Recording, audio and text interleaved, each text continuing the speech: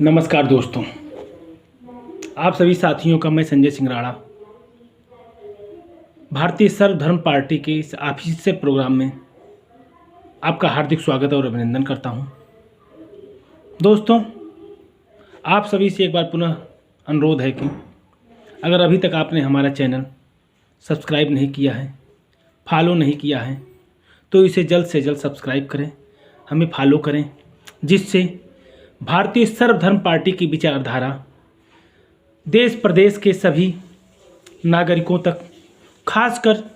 युवाओं तक, जिनके कंधों पर भारत का भविष्य टिका हुआ है, उन तक पहुँचे, उन्हें प्रेरणा मिले कि एक आम नागरिक भी अगर यह इरादा कर ले कि हमें बदलाव लाना है तो उसे बदलाव लाने से कोई नहीं रोक सकता है। जिस प्रकार आपका यह छोटा भाई संजय सिंह राणा पिछले 11 वर्षों से एक साधारण व्यक्तित्व का स्वामी होकर के भी अपने देश के प्रति अपने मौलिक कर्तव्यों के निर्वहन को निस्वार्थ भाव से समर्पित है और अपने मौलिक कर्तव्यों का निर्वहन बिना किसी डर के करता चला आ रहा है। अगर हमारे देश का हर युवा अपने इन कर्तव्यों को अपनी जिम्मेदारी समझ करके, देश के प्रति अपना उत्तरदायित्व समझ करके निर्वहन करना प्रारंभ कर दे, तो ये हमारे देश में जो ये चंद मुट्ठी भर भ्रष्ट राजनेता हैं, चंद मुट्ठी भर भ्रष्ट माफिया हैं, चंद मुट्ठी भर स्वार्थी हमारे प्रतिनिधि हैं, इन्हें इनके मंसूबों से रोका जा सकता है। इन्हें भारत की संप्रभुता और अखंडता से खिलवाड़ करने से रोका जा सकता है। इन्हें भारत की जनता को छलने से रोका जा सकता है। इनके बैंक बैलेंस को दिन दूनी रात चौगनी गति से बढ़ने से रोका जा सकता है और समाज, प्रदेश, देश की मूलभूत सुविधाओं को आम नागरिक तक पहुंचाने में, हमारे संसाधनों की कमी को रोका जा सकता है कि इनके द्वारा जो स्वार्थ पूर्ति के रूप में कार्य किया जाता है, दिखावा तो समाज सेवा का किया जाता है, लेकिन उसके पीछे की भावना जो होती है सिर्फ और सिर्फ व्यापार की होती है, जिसके कारण हमारे भारतवर्ष के हर नागरिक को उनके मौलिक अधिकार ससम्मान से नहीं मिल पाते हैं। दोस्तों, अगर आपको लगता है कि आपका यह छोटा भाई संजय सिंह राणा जो कह रहा है वह देश हित में है, हमारे देश के लिए सही है, तो आप आगे आएं और भारतीय सर्वधर्म पार्टी की जो विचारधारा है, सबका विकास हमारा लक्ष्य, हिंदू मुस्लिम सिख ईसाई की भावना से ऊपर उठ करके, अमीर गरीब ऊंच नीच अपने पराये छोटा बड़ा की भावना से ऊपर उठ करके निस्वार्थ भाव से सड़क, सीवर, बिजली, नाली, पानी जैसी मूलभूत सुविधाओं को देश के अंतिम पायदान पर खड़े हुए व्यक्ति तक बिना किसी रुकावट के पहुंचाने के लिए, हर देश के हर युवा को मुफ्त गुणवत्तापरक उच्च शिक्षा तक मुहैया कराने के लिए, चाहे वह केजी का हो, चाहे वह एमबीबीएस का हो, चाहे वह इंजीनियरिंग कॉलेज हो, चाहे वो आईएएस हो, पूर्ण रूप से शिक्षा को मुफ्त कराने के लिए, जब तक हमारा बच्चा डॉक्टर, इंजीनियर, आईएएस, आईपीएस न बन जाए तब तक उसे शिक्षा मुफ्त मुहैया कराने के लिए हमारे देश के हर नागरिक को प्राथमिक चिकित्सालयों से लेकर के नामी गिरामी एम्स तक जैसे चिकित्सा संस्थानों में मुफ्त चिकित्सा व्यवस्था उपलब्ध कराने के लिए देश के हर युवा को, फोन कट गया था दोस्तों। हाँ, हम बात कर रहे थे कि आज हमारे देश की, हमारे प्रदेश की, हमारे समाज की जो दयनीय स्थिति है, उसके जिम्मेदार आज़ादी के बाद से अब तक के शासन करने वाली सभी वो राजनीतिक पार्टियां रही हो, जिन्होंने अपने काम को, राजनीति को, शासन करने के उद्देश्य को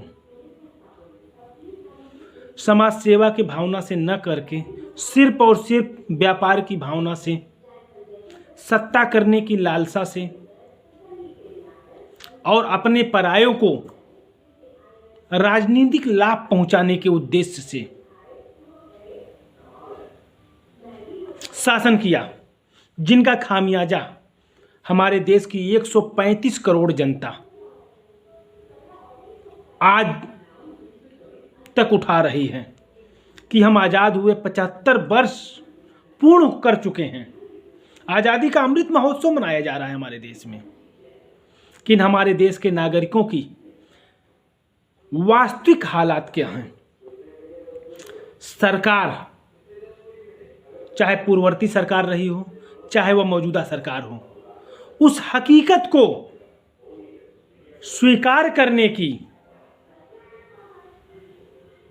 हिम्मत नहीं जुटा पा रही है। जब हमारी जनता तो वैसे भी सवाल पूछ नहीं रही है सरकार से, लेकिन हमारे जैसे कुछ लोग जो अपनी जिम्मेदारियों से वाकिफ होकर के देश के प्रति अपने उत्तरदायित्वों का निर्वहन करना चाहते हैं, सवाल करते हैं, तो उन सवालों को गुमराह कर हमारे देश की सरकारें उसे सांप्रदायिकता की भेंट चढ़ा देती हैं, सांप्रदायिकता का चोला उड़ा देती हैं और हमारे देश के युवाओं के ब्रेन को वाश करती हैं। जबकि हमारे देश के महापुरुषों ने, चाहे वह नेताजी सुभाष चंद्र बोस रहे हों, चाहे वह हमारे महात्मा गांधी जी रहे हों, चाहे वह शहीद भगत सिंह जी रहे हों, चाहे अशफाक उल्लाह खां रहे हों, चाहे वह सरदार पटेल जी रहे हों, या अन्य हमारे वे स्वतंत्रता सेनानी जिन्होंने देश को आज़ाद करने में अपना सर्वस्व न्यौछावर कर दिया, क्या उन्होंने ऐसी भावना उनके मन मस्तिष्क में रही होगी जैसी आज की राजनीतिक पार्टियों की है? तो क्या हम आज़ाद हुए होते? नहीं मेरे दोस्तों, नहीं। लेकिन जिस प्रकार इन भ्रष्ट राजनीतियों ने हमारे देश की राजनीति को व्यापार बना दिया है, उसका खामियाजा हम आज भुगत रहे हैं। और जब बात मौजूदा सरकार पर आती है, तब वो अपना पूरा आरोप प्रत्यारोप पूर्ववर्ती सरकारों पर ढकेल देती हैं, अर्थात खुद को पाक साफ दिखाने के लिए दोषारोपण किसी और पर। यानी पिछले 9 वर्षों से हमारे देश की जो दयनीय हालात हुई है, उसका ठीकरा भी पूर्ववर्ती सरकारों पर। हमारी सरकार बार बार कहती है देश विकास कर रहा है, देश विकास कर रहा है, देश विकास कर रहा है। मैं आपसे जानना चाहता हूं, देश विकास करने का तात्पर्य क्या है? हवाओं में विकास होता है? यानी जब या कोई देश का विकास होता है तो उस देश के नागरिक सुविधा संपन्न होते हैं, आर्थिक संपन्न होते हैं, वो किसी भी चीज को आसानी से पा सकते हैं। क्या आपके साथ ऐसा हो रहा है? और अगर नहीं तो देश विकास कहां कर रहा है? आज हंगरी इंडेक्स में हम इंडोनेशिया को भी पीछे छोड़ चुके हैं। आज हम अपनी तुलना पाकिस्तान से करने लगे हैं।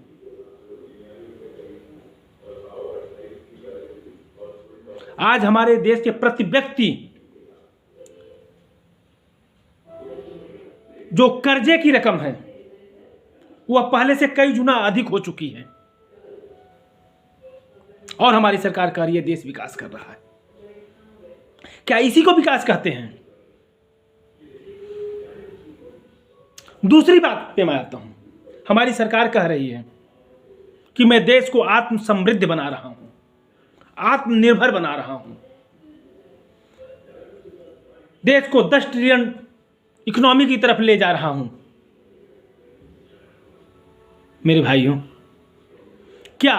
10 ट्रिलियन इकोनॉमी की ओर ले जाने के लिए देश की गरीब जनता के खून पसीने की कमाई को निचोड़ कर ले जाना देश हित में होगा? यह इस बात में इसलिए कह रहा हूं कि आज महंगाई हमारे देश में जिस कदर बढ़ी हुई है वह गरीबों की कमर को तोड़ने के लिए, खासकर निम्न आय वर्ग के लोगों को, निम्न मध्यम आय वर्ग के लोगों को और मध्यम आय वर्ग के लोगों को, उनके जीविकोपार्जन को प्रभावित करने के लिए काफ़ी है। उन्हें सुसाइड करने को भी बस कर रही है। उन्हें उनकी ज़रूरतें पूरी नहीं हो रही हैं और हमारी सरकारें दुहाई दे रही हैं, देश विकास कर रहा है। आज हम चौथे पायदान पे पहुंच गए हैं। अगर इसी प्रकार खून पसीने की कमाई को निचोड़ करके चौथे नहीं, हम फर्स्ट पायदान पर भी पहुंच सकते हैं, लेकिन उसका खामियाजा हमारे देश की जनता किस प्रकार भुगत रही है,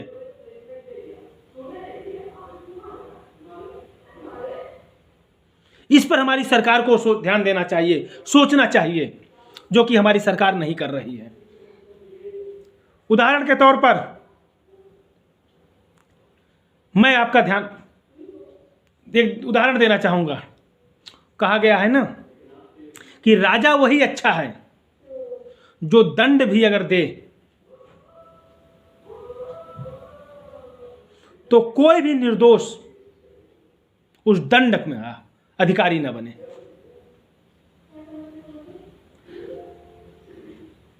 किसी के